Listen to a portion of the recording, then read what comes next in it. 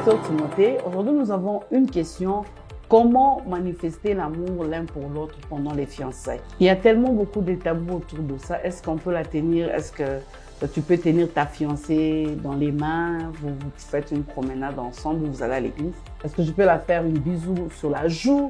Qu'est-ce qu'il faut faire? Je peux l'amener au cinéma. Comment manifester l'amour l'un pour l'autre dans les fiançailles? Voilà notre question. Merci Pasteur Toti pour cette question. Comment manifester l'amour pendant les fiançailles? Ouf! La première chose que j'ai à dire aux fiancés, c'est que les fiançailles, ce n'est pas le mariage. C'est une période où, bien que vous vous aimez, bien que vous avez allumé la flamme, mais vous êtes soumis à beaucoup de restrictions et beaucoup de contraintes. Comment manifester l'amour?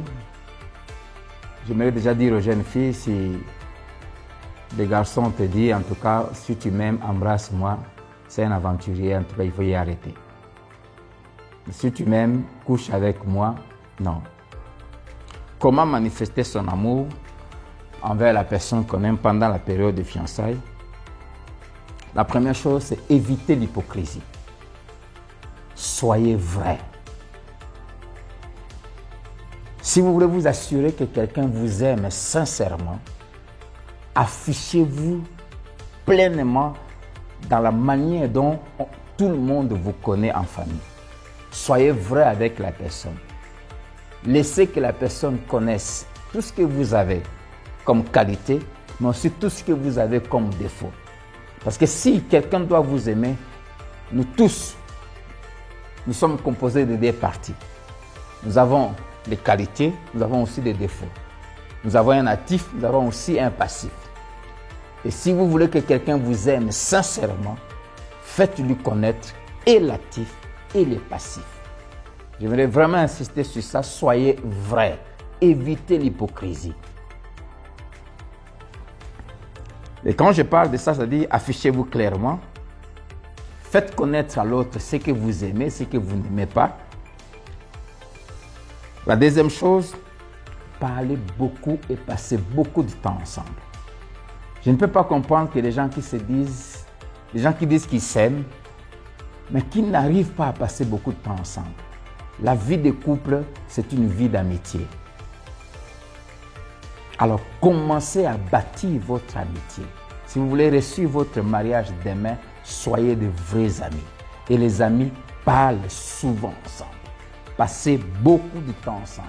Apprenez à faire des choses ensemble. À visiter vos membres de famille ensemble. À visiter vos amis ensemble.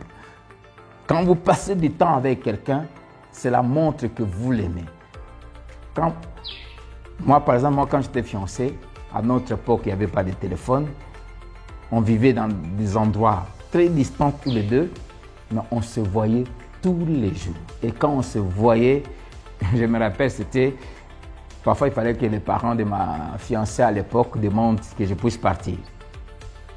Et quand elle me raccompagnait, on arrivait juste à un niveau où il fallait que j'étais obligé de la raccompagner encore, de la ramener encore.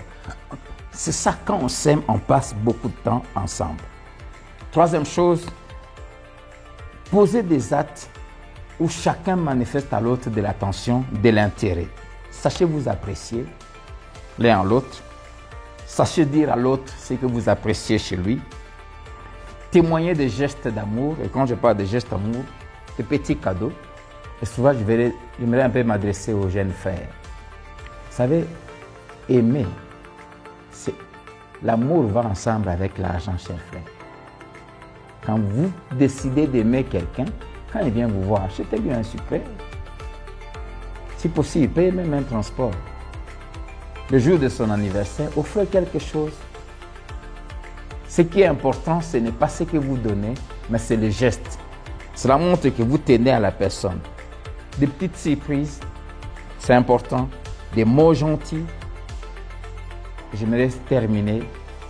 Une des meilleures manières de témoigner de l'amour pendant les moments de fiançailles, c'est apprendre à vous supporter, à vous pardonner et à vous comprendre.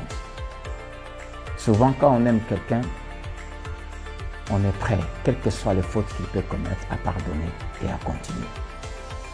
Et par-dessus tout, priez beaucoup ensemble.